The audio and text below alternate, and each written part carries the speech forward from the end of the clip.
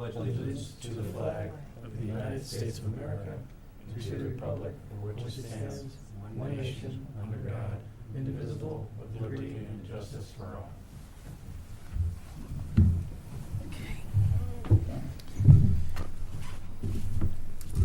Tonight, Rita Palazzo is absent. Don Beimeister will be filling her seat. And if we could just start at the end of the table and state our names for the record. Peter. Peter Lynch, present. Kirk Scott. Don Phimister. Brian Shook. Joan Bankston.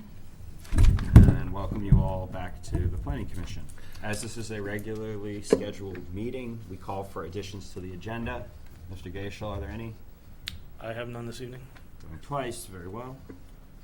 We will take our call for public delegations. Public delegations is a time when members of the public are invited to speak to the Commission about certain matters, issues or concerns related to approved subdivisions under construction, and in-house proposals or general topics of discussion are open to comment. Items, referrals, or applications subject to a decision by the Commission. A public hearing or in litigation may not be discussed during public delegations. The member of the Commission will not directly answer questions or make comment. Is anyone here this evening for a public delegation? Going twice. That brings us to reports. Mr. Gischel, are there any communications on the table? I have none with me. I did receive it's a seasonal pamphlet from the Eastern Connecticut Conservation District, I think. Occasionally, a P&Z memo that you get. I did not put that in the packet. I'll provide that next month. Our zoning representative is not present tonight. Our ex officio is not present tonight. So, Mr. Gaishel, we're back to you as planning director. Do you have any comments or reports? Mark said he might come. He's going to try. Been doing political stuff. So Is he going to be here tonight? he said he was going to try to show up. I just saw him like 5 minutes ago, but Okay. we'll take he's not here. Yeah, we'll Let's give do him that. plenty of time. Mr. Gaishel, do you have anything? I have nothing at this time. Okay, subcommittees of walkability and sustainability and climate adaptation. I remember we were talking about Dr. Adam Welchel. Yeah. So things kind of stalled there. And I think due to I hate to say the word, lack of interest, Yeah. we are not going forward with a workshop. With regards to walkability? No, sustainability and climate Oh, okay. adaptation. So, that said, we will move forward and try a different Is approach. your comment about is that with a reference to town hall or the public? At Town Hall. Okay, because current events being what they are, this Harvey thing, We- this we had a Irma good- thing, maybe there's going to be a renewed. Where do we stand with It- coastal inundation and things? We could hope, maybe, good, bad. and we But don't as wanna long as Dr. Welchel is, they're out there, we'll still get assistance. We are moving forward with, we did receive a $50,000 grant from Circa, and that's through UConn, to do study our flood ordinance and recommendations for that, so we'll be moving forward with that grant. So maybe through that process, we can incorporate some of the information out of that study as the best we can into a section of the POCD on climate adaptation. But very well. Good evening, Mr. Salerno. We just ran past reports, but I'll come back. Do you have anything that you want to share with us this evening? Or? Not too much. Just, everything, we're waiting on a budget from the state. As you can imagine, there are budgets that have been thrown out there, anything from cutting $9 million to $1 million to nothing. So we're kind of in a holding pattern, although we're starting to go through on our own what could be cut if we had to, or into the all tax increases, stuff like that. Downtown, the property on Main Street, there's a little bit of remediation, less than I think that our initial report came out. So it'll be, we're going to talk about that tomorrow, do a little bit of remediation before we can make a park. But that's coming, and I think we had a successful summer with the beaches and everything like that. So that's all I have. Thank you. On the downtown thing, because I keep getting questions at work. What's going on? I don't know. But, I mean, is it going to be a park? Do we know? Well, or? the plan is we're just going to green it now, and then I think the first selectman wants to put together a group, and I think it may be led by Park and Rec, to come up with future uses of it, if any. Okay. Yep. Thank you. Yep.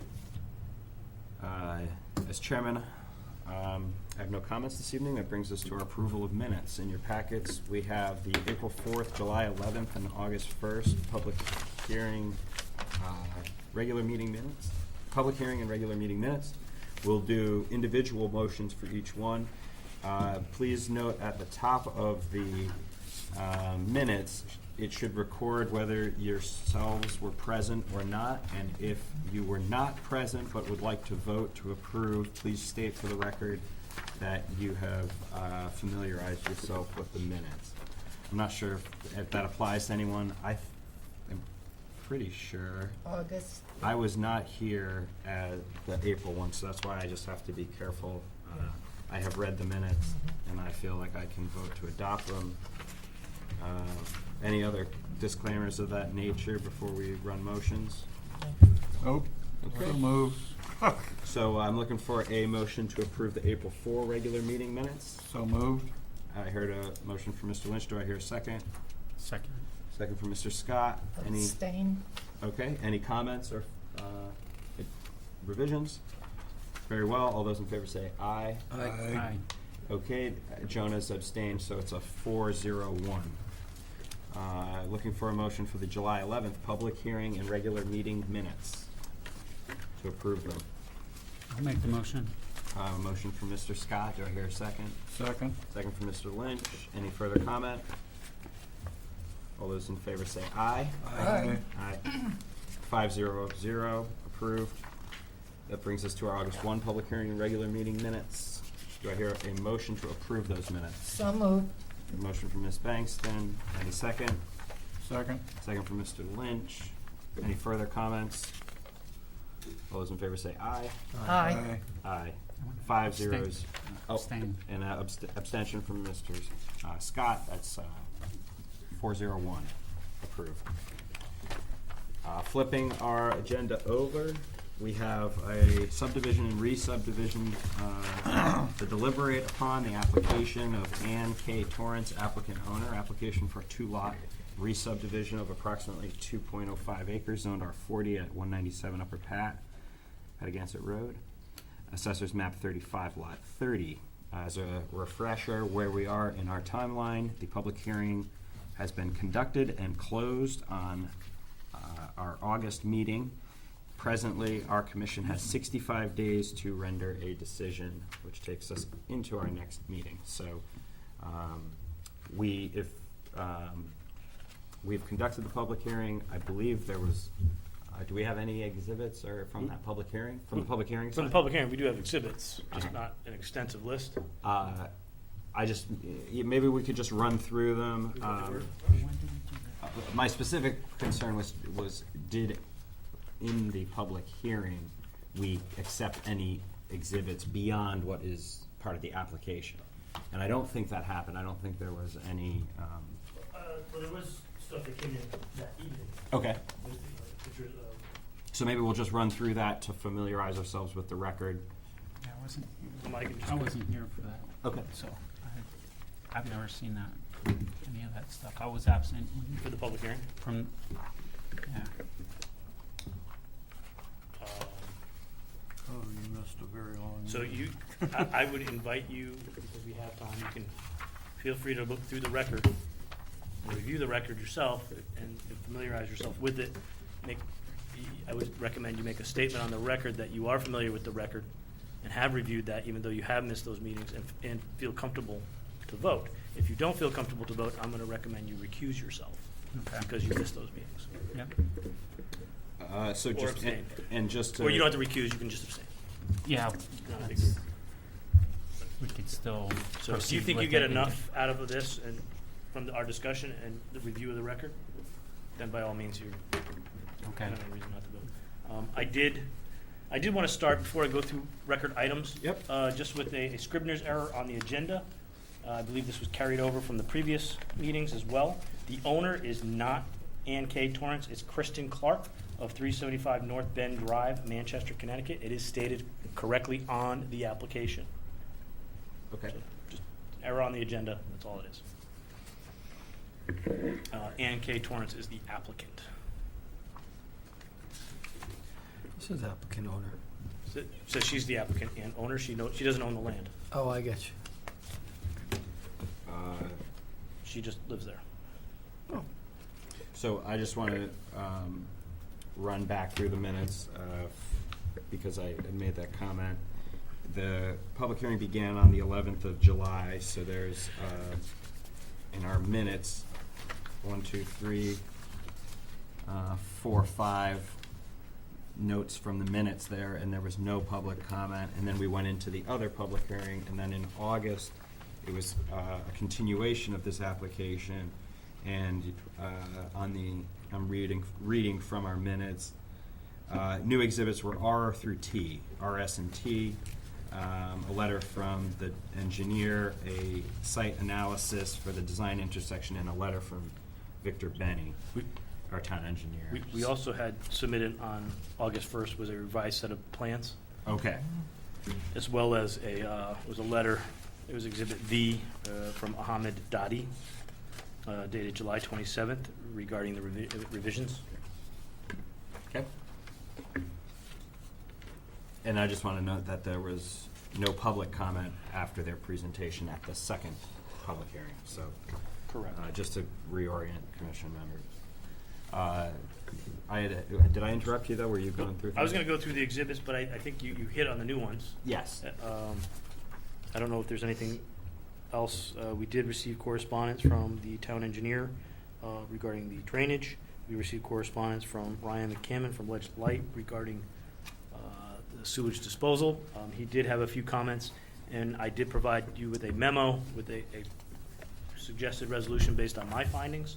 And in that, I basically conditioned or recommend the conditions that to basically complete the items that Mr. McCammon wanted to see completed. So if you want to run through that memo quickly, we can. Yeah, let's do that, please. So the three items that Mr. McCammon wanted to see, I believe, were items 4, 5, and 6. So let me just preempt that as where we are, commission members, is the stapled memo that came alongside with our packets for the evening, and this is the memorandum from our director of planning with regards to the re-subdivision application that we are deliberating on. Go ahead, Gary. And on that memo, I will just note the date is incorrect. It's dated November 14, 2016. It should be dated today.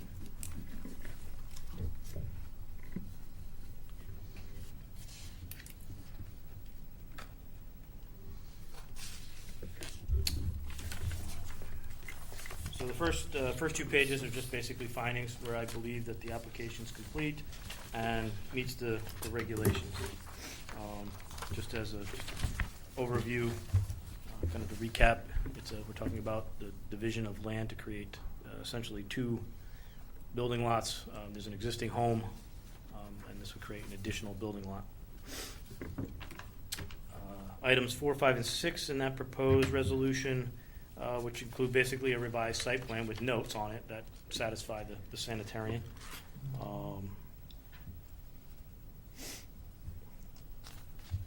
Then the 5 and 6 are basically a requirement to use a licensed septic installer to both remove and install the new systems. There's an existing office on the site, which has to be removed in order to achieve zoning compliance. So that needs to be done, and it's being proposed to be removed. So that just needs to be done prior to the filing of Mylars on the land record in order to have a zoning compliant lot. So number 8 basically recaps all of that and just says all of this has to be done before filing the Mylars on the land record. Very well. So we're on the last page of Mr. Gaishel's memo, and you'll see that he has drafted for our review a motion with bullet points. Would you describe that as conditioning the approval? Yes, it would be a conditioned approval. Very well. So one of our and powers as a item- planning commission, we can approve it, we can deny it, we can also approve it with conditions. And our town planner has put those, his thoughts as to what it is following up the comments of Ryan McGammon, the sanitarian. Essentially, yeah. And item 1, you could probably strike. It's kind of taken care of by this speech at the bottom there, the last paragraph. It says any changes in the re-subdivision plan shall require prior approval from the commission and/or the director of planning. It's kind of saying the same thing. Any revisions, they have to be incorporated on an as-built plan. There's no public improvements being proposed, so there's really no need for an as-built plan for public improvements that we're concerned with. Existing road. Best they'll do is post a bond for about $1,000 for driveway apron for a new driveway. I did recommend a $4,000, $2,000 per lot E&S bond. I recall correctly, we had a previous subdivision, a re-subdivision in which we required a $4,000 bond per lot. And I think that was based on the steepness of that site. It was on a steeper slope, larger potential for erosion. So I think in this case, $2,000 should be sufficient. And all we use that money for is if for some reason the builder or developer defaulted for whatever reason and the site had to be stabilized, we would just go in there, loam and seed it.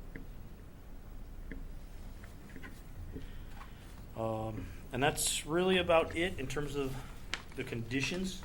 I'd be happy to go through my findings if you'd like. I think really the findings to point out are the fourth one down on the first page, starting there. Really, this is the meat of our regulations, and it goes through section 5. Where were you? Starting at the fourth whereas on the first page. Oh, fourth whereas. Okay. Yep. Okay, that starts and basically goes through the entire set of subdivision regulations or the pertinent sections, which we need to ensure that the plan meets. So I've highlighted where I felt there's been evidence in the record indicating the plan meets the regulations. So if anybody has any questions about that, I'd be happy to discuss. If you have any specific questions, I know Kirk, do you need the file? Maybe that would be helpful, or a copy of the plan?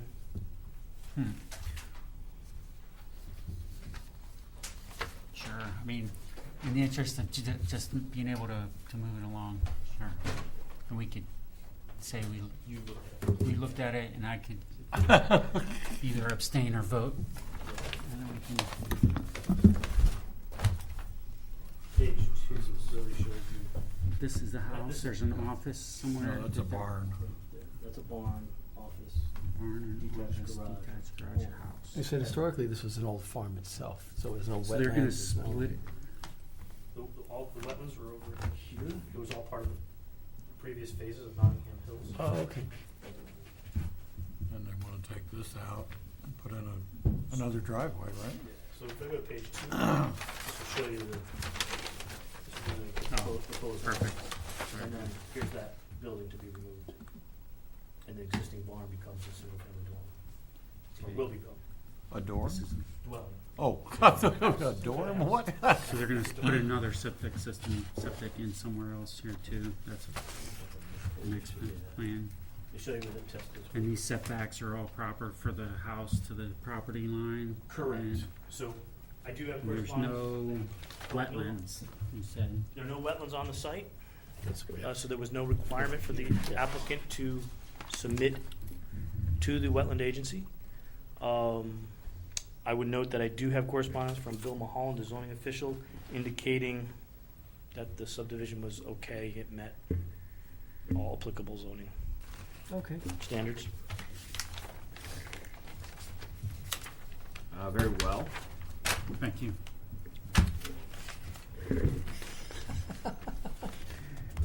It's all because of you. Oh, okay. No, I just, hey, at least, No, see maybe you that should I know was it.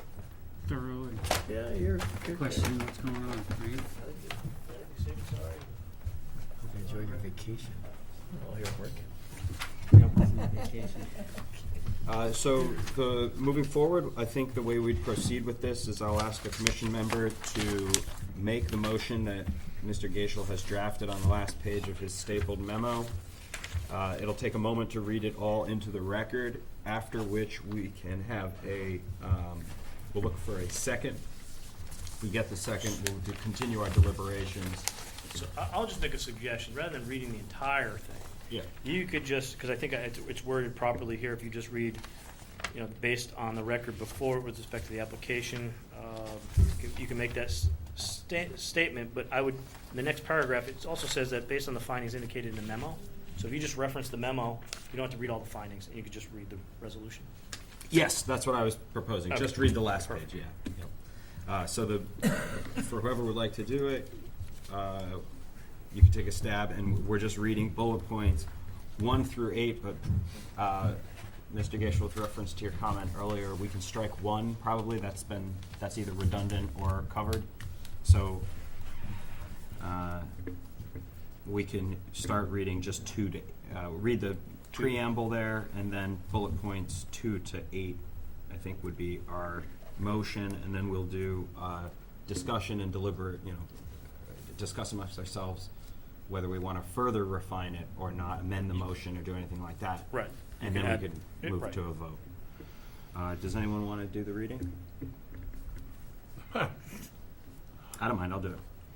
Based on the above findings indicated in the memorandum from Gary A. Gaishel II, Director of Planning, dated September 5th, 2017, I hereby move to approve the application known as application of Ann K. Torrance, and that's a Scrivener's error. We're going to, She's the applicant. the correct word is Clark. Yep. Dan K. Torrance is the applicant. Oh, application of Ann K. Kristen Torrance. Clark. Kristen Owner. Clark is the owner. Very well.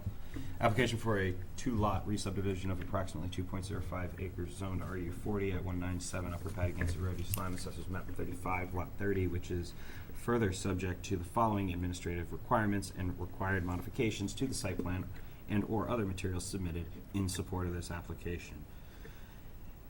Bullet point, now we're going to call it 1, or A.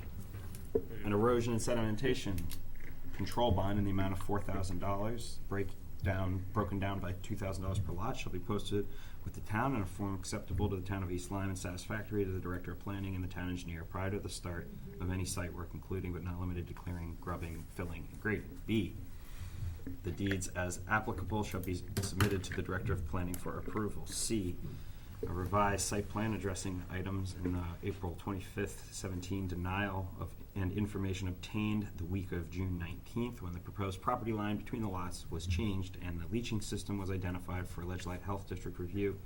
Potential approval shall be submitted to the Health Department prior to the filing of the Mylars on the land record. Delta, southwest upper leaching row is to be removed by a licensed septic installer and confirmed by Ledgelight Health District. E, Echo, a licensed installer is to install the new sewer line, septic tank, and distribution line to the existing upper distribution box to ensure the house lot number 3 has a septic system that meets code for size and location. F, Foxtrot, the existing office shall be removed to the satisfaction of the zoning official prior to the filing of Mylars or the conveyance of land.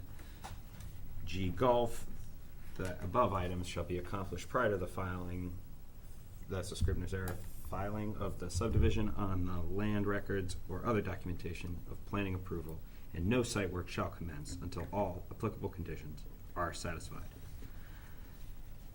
This approval is specific to the subdivision plan submitted as the application known as application of Ann K. Torrance, applicant Kristen Clark. Kristen owner. Clark, owner. Application for a 2-lot re-subdivision of approximately 2.05 acres, RE 48, 197, Upper Patagonia Road, East Lyme, Assessors Map 35, Lot 30.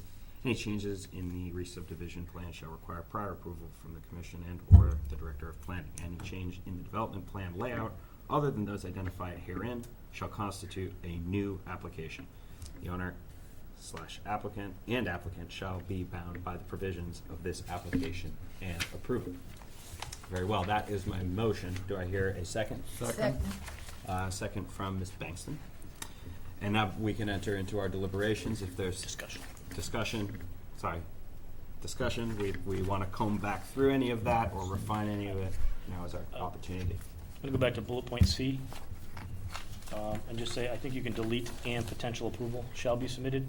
Just as, what needs to be changed is, So it end the sentence at identified for LHD review period. review shall be submitted to the health department. So just get rid of and potential approval. Okay, so I'd like It's to Somehow amend, that got in there. or am I amending my motion or just modifying it? I would amend it and then get a second on that. Okay, And then you vote for the amendment.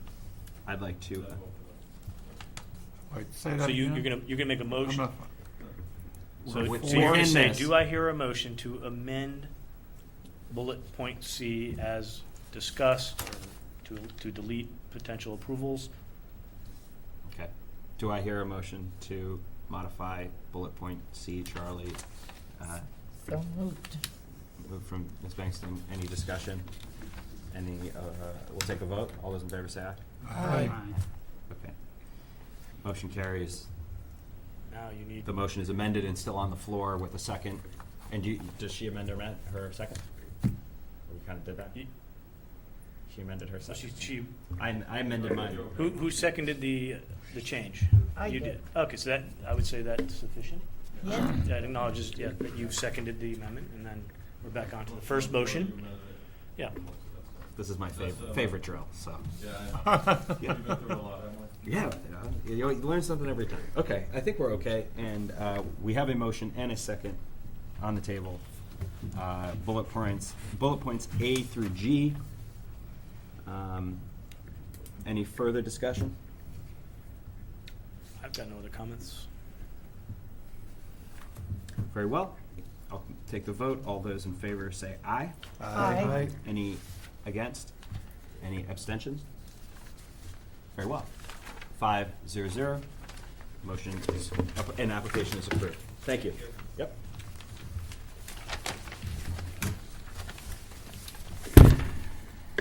We have no zoning referrals or municipal referrals. Brings us to old business, the Plan of Conservation and Development, POCD 2020 update. I think we'll table that until our next meeting. Yep, that's certainly going to be a exciting challenge for the next commission in 2018. That brings us to new business. We do have one final order of business this evening, the Orchards Bond Reduction, which we've been, I think it's been on our agenda.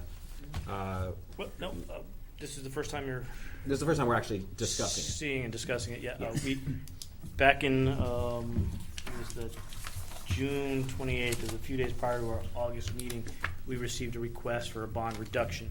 Unfortunately, that only left 4 days for Victor to review the plans. To boot, he was on vacation. In addition, we also are short-staffed in the engineering department. There's no field engineer to perform inspections. So all this is getting put onto Victor and Bill to basically pick up what the field inspector would do. So that said, we do have a brief email from Victor to me. Well, he's indicated that. Which is our handout. Yes. So for those of you that, I don't know, I think. Maybe could you start again, because the whole Orchards. bond thing, well, and it's always good just to orient everybody on how that works and what we are holding. So, so I don't know if you're familiar with the Orchards, it's off of Route 1. It's a fairly large subdivision, approximately 161 lots. The carriers came in a few years back and bought the subdivision, what was remaining. They've subsequently started building it out. They've completed Peach Lane. This commission has had voted to authorize or recommend the Board of Selectmen accept Peach Lane, and the board has done that. What they're looking for now is the portion of Arbor Crossing that goes from Parrot Grove to Peach Lane and finishes that connection on the west side. It also connects with Holly Lane, which intersects with Scott Road. I don't have a map up behind you. We do have a copy of the zoning map to your left. Happy to show you out.